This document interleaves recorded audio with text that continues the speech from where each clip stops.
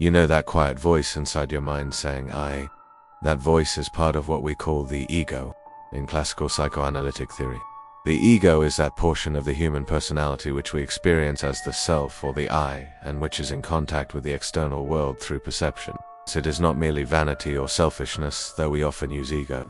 That way, in everyday speech, it is the organizing center of your mental life. According to Sigmund Freud, the ego mediates between primal drives, internalized moral constraints, and the demands of reality. The ego is grounded in the reality principle. It doesn't simply give in to immediate urges, nor does it rigidly obey an idealized moral code. It seeks a workable path. When we think of ego in daily life, we often focus on self-esteem, on how strongly we feel our self matters, but psychologically that is only a part of the story. The ego has functions such as judgment, impulse control, reality testing, communication with external world. When the ego is healthy, we feel grounded, able to make choices, able to respond to the world. When it is weak or derailed, we might feel overwhelmed by impulses, shut down from reality, or lost in self-criticism or grandeur. The ego works like a bridge, a mediator. On one side lie our more primitive needs, hunger, sexual desire, aggression. On the other side lie our values, our conscience, the superego. The ego tries to reconcile these with what is possible in the real world. Think of the ego as the executive in your inner theater. I want, from the superego you should, and from the world you can't or you must adapt. Then it chooses how to act. Sometimes that action is delayed, sometimes modified, sometimes redirected. That's the reality principle in motion.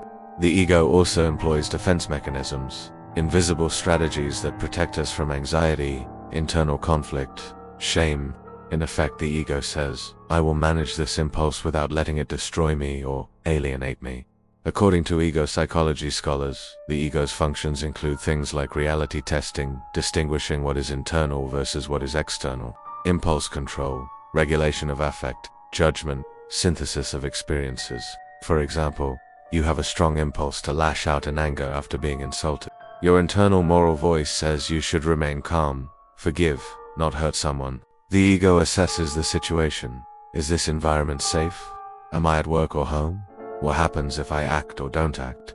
It chooses a measured response. Take a breath, speak calmly, walk away. That is healthy ego functioning.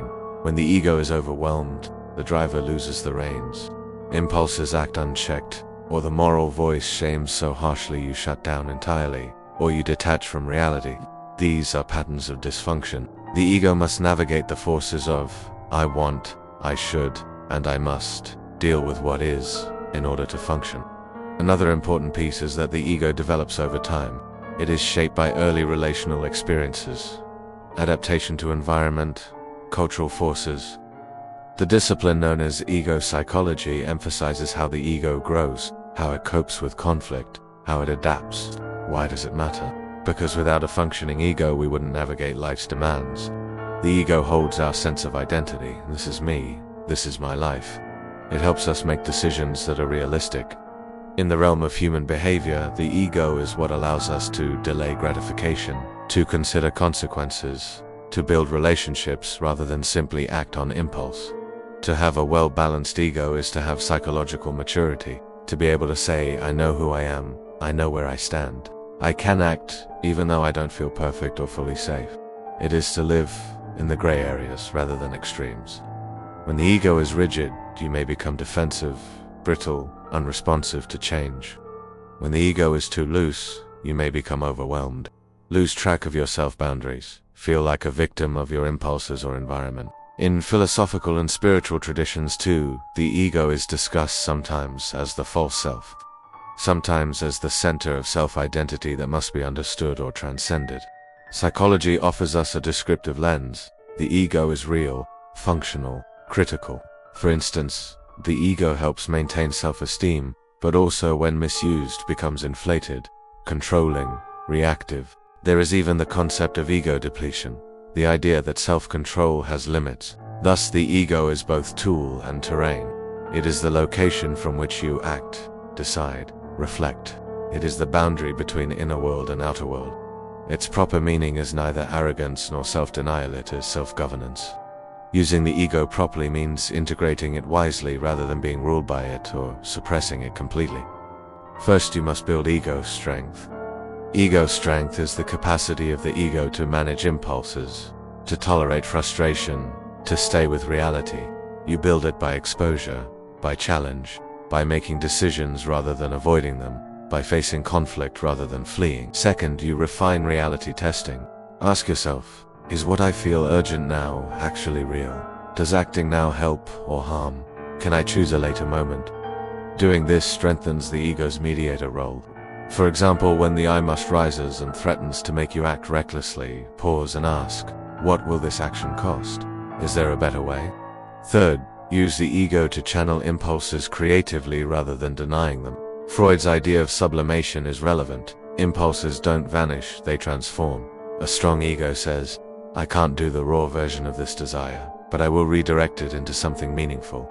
For instance, aggression can become physical training. Ambition can become mentoring. Sexual energy can become art or connection. Though the ego may not always be conscious of the transformation, it is guiding form rather than repression. Fourth, keep your ego rooted but not rigid. This means you hold the self lightly. You know you have identity, you know your values, but you allow adaptation. You allow growth. You allow error. When your ego is too rigid, you may become defensive, or you may stay frozen rather than responding to new information. When your ego is too soft, you may drift, lose your center, feel undefined. So the proper use is balance. Fifth, reflect on your ego's stories. The ego loves narrative. I am this, I will be that. This is how I'm seen. But narratives can become traps. They can turn into, I must never make mistakes. I must always succeed. I must prove myself. Recognizing that these are ego stories helps you choose whether to continue them or edit them. The ego is not your totality, it is your tool, your vehicle, not your destination. Sixth, let the ego serve your larger self rather than dominate it. This means letting your awareness, your values, your deeper purpose guide the ego. Use the ego as servant to your human capacity rather than its tyrant. That means listening to impulses, values, reality, and then choosing consciously. That means not letting fear, pride, or reactivity dictate. Finally, practice humility and grounding. A strong ego is not about being more than others, it's about being real with yourself. It is the ability to say, I made a mistake, I feel uncertain, I don't have all the answers, but I will act.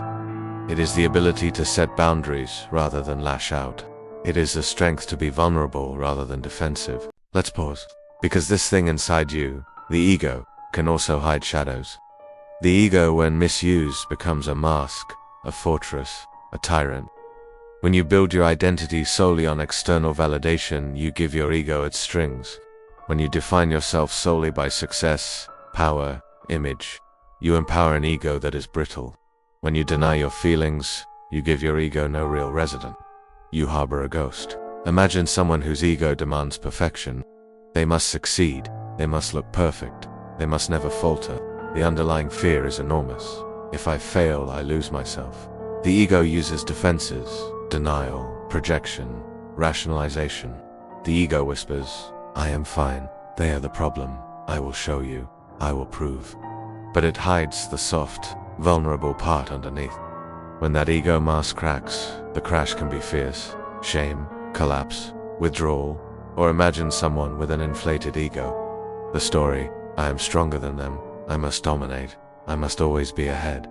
That ego fights constantly. It senses threat in cooperation. It mistrusts others as rivals. It must win. The cost, isolation, anxiety, never truly being seen. Because beneath the ego's armor is a tender self-longing for connection. These shadows remind us, the ego is not a solution in itself. It is a function. It can guide, balance, protect, but if you give it free rein or suppress it completely, you risk dysfunction. The proper use of ego means you know its limits, you respect its power, you keep the driver in view rather than being dragged by it. In your life, the ego plays out in simple ways. You get annoyed when someone criticizes you. Your ego feels threatened. You rise, defend, attack, or you shrink. A stronger ego will let criticism land, examine it, decide, is there truth? Will I act? Will I let it pass? The ego here is not the voice that first yells, but the voice that breathes, reflects, responds. In relationships, the ego matters deeply. Two people meet, each with their ego stories. I am independent. I will protect you. I must not show weakness. When those ego stories dominate, connection suffers. A proper ego means, I know who I am. I also know who you are. I can be myself and let you be yourself. I am not defined by your view of me. That level of ego stability fosters relationship growth. At work, your ego shows up when you either overcompete, show off, burn out, or when you undervalue yourself, avoid challenges, shrink. A strong ego says, I recognize my strengths. I accept my limits. I will choose what to engage with. I will learn. The ego helps you manage ambition, setbacks, reflection. It helps you not become either a slave to your achievements or a victim of your failures. In moments of crisis, the ego's health shows loss, rejection, change. These test the ego.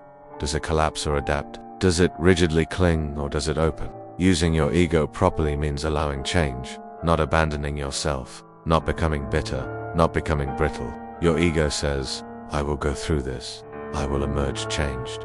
I am not defined by this alone. Here are some practices to help the ego function well. 1. Pause before reacting. When you feel impulse rising, anger, fear, pride, stop. Take the smallest physical pause.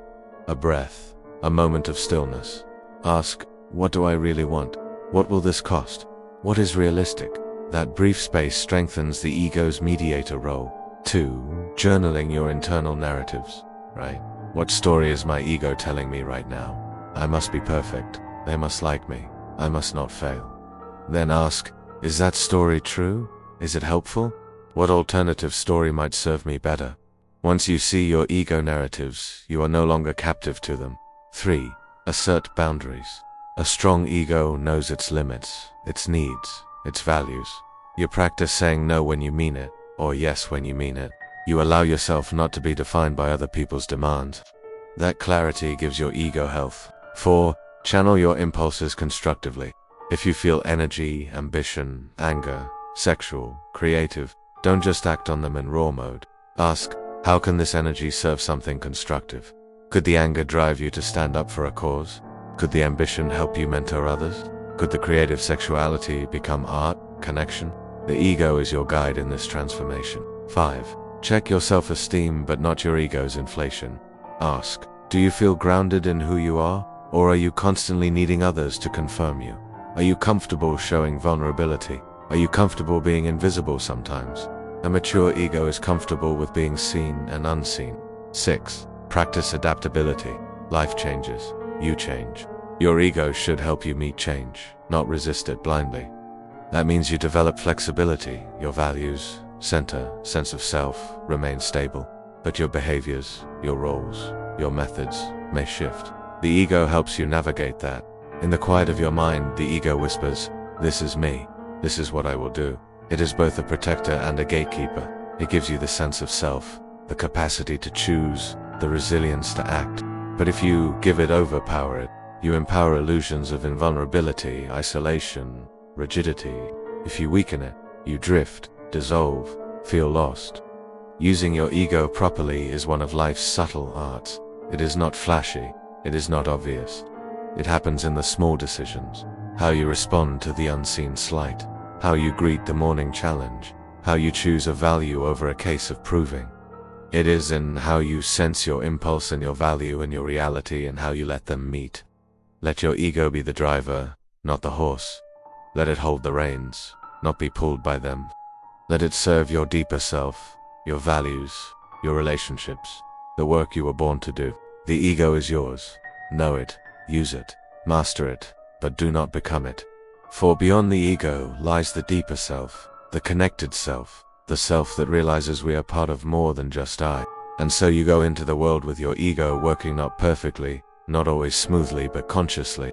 You feel the gears turning, you feel the tension, you feel the sway between me, them, us, and what is. You step forward, you choose, you live. In that space, your ego is alive, healthy, real.